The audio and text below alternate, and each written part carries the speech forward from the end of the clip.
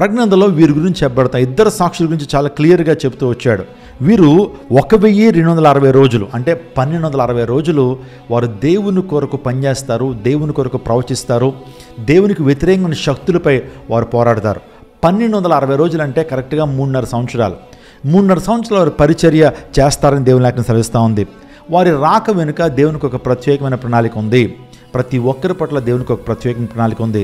మీ పట్ల దేవునికి ఒక ప్రత్యేకమైన ప్రణాళిక ఉంది. ఆ ప్రణాళిక మీ జీవితం నెరవేర్చబడాలంటే దేవునికి సమీపంగా రావాలి, దేవునికి మీ జీవితాన్ని సమర్పించాలి.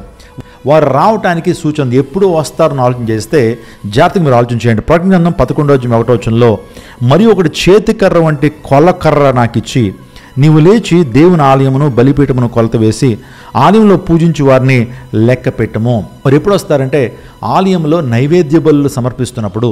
అంటే ఆలయం అంటే ఏంటి? ఏ ఆలయం అని ఆలోచన చేస్తే యెరూషలేములో 3వ మందిరాన్ని కట్టడానికి యూదులు ఆల్రెడీ సిద్ధపడుతున్నారు. 3వ మందిరం కట్టబడిందనంటే యేసుప్రభు యొక్క రాకడ అతి సమీపంగా అని అర్థం. చూడండి, ఇద్దరు సాక్షులు ఎప్పుడు వస్తారట?